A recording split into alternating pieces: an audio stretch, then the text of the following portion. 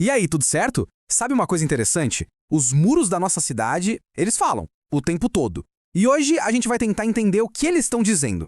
Porque essa arte de rua que a gente vê por aí, ela é muito, mas muito mais do que só um desenho bonito ou um ato de vandalismo. É, na verdade, um diálogo super potente sobre quem a gente é e sobre a cidade em que a gente vive. Essa é a grande questão que vai guiar a nossa conversa. E sim, eles falam, de verdade, com cores, com formas, com palavras. Eles contam histórias. Histórias que muitas vezes o planejamento urbano e aquela montanha de publicidade tentam esconder, tentam apagar. Então, bora mergulhar nesse universo. Mas, para a gente entender a arte de rua, primeiro a gente tem que sacar o cenário onde ela acontece, né? A cidade moderna. E aqui já começa o grande problema. A cidade que a gente conhece hoje, na maioria das vezes, ela não foi pensada para as pessoas. Ela foi pensada, antes de tudo, para o comércio.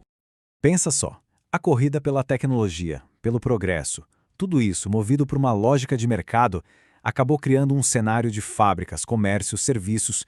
O que aconteceu? O espaço virou uma ferramenta. A cidade se transformou basicamente num grande centro de produção e consumo. Viver de verdade? Bom, isso ficou meio que em segundo plano. E as consequências disso? A gente vê todo santo dia. O nosso campo de visão, por exemplo, ele foi privatizado. Para onde se olha, tem um anúncio. A nossa rotina, ela gira em torno de comprar. Os shoppings viraram as novas praças, os pontos de encontro. E o mais gritante, a desigualdade social fica estampada na cara da cidade, na arquitetura que separa bairros ricos de bairros pobres. Tem uma ideia, inspirada no geógrafo David Harvey, que resume isso perfeitamente. A lógica do capital, do lucro, não constrói só prédios. Ela molda a nossa cultura, ela molda a vida de quem mora ali dentro. O geógrafo Milton Santos tem uma teoria que ajuda muito a gente a entender isso. Para ele, é como se a cidade tivesse duas velocidades, sabe? Tem o tempo rápido, que é o tempo das grandes empresas, do lucro, da eficiência, e é esse tempo que o planejamento da cidade favorece. E do outro lado, tem o tempo lento. É o tempo das pessoas, da comunidade, da vida social, que acaba sendo assim, atropelado por essa outra lógica mais rápida. É um conflito que está bem no centro da vida na cidade. Ok, então a gente tem essa cidade que é toda pensada para o lucro. E aí, como é que as pessoas reagem a isso? É exatamente aí que a arte de rua entra em cena. Ela aparece como uma resposta, uma forma de resistir. É um verdadeiro manifesto a céu aberto.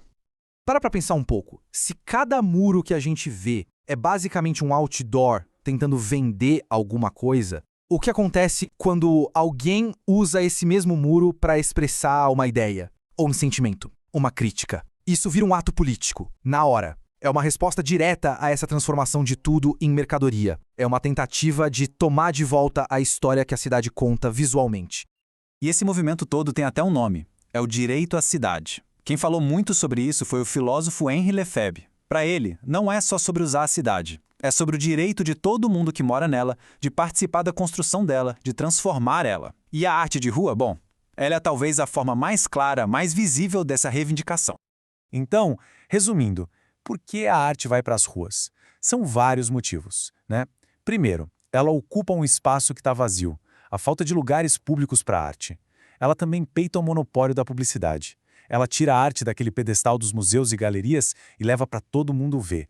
E, o que talvez seja o mais forte de tudo, ela dá uma plataforma para quem o tal do tempo rápido da cidade faz de tudo para calar.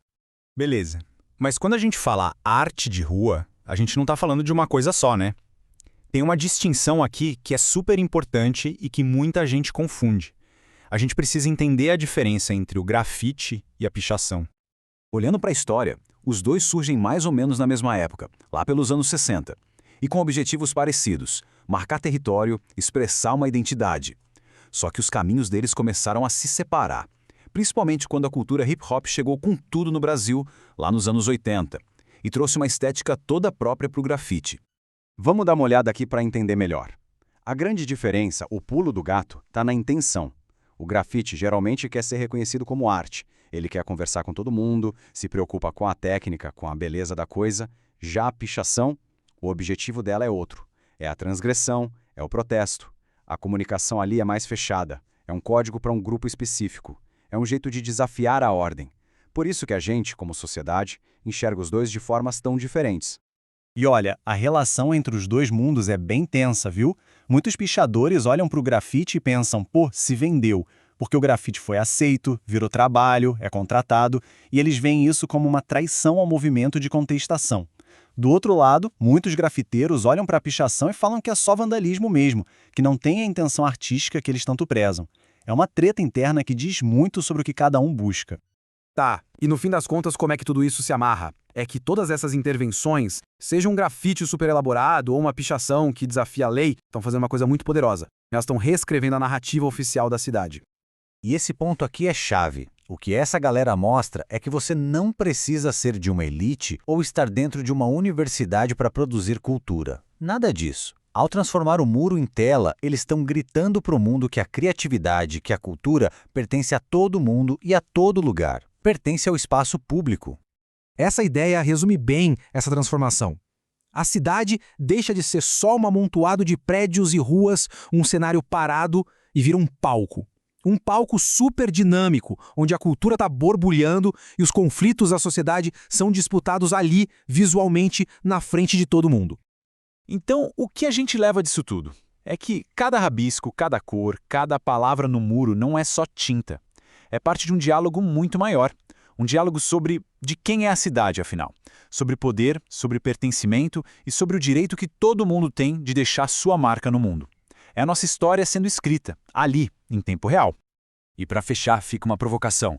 Na próxima vez que estiver andando por aí, pela sua cidade, olhe para os muros de um jeito diferente. Tente ouvir. O que será que eles estão tentando dizer? Que vozes estão surgindo dali? A cidade está falando o tempo todo. A gente só precisa aprender a escutar.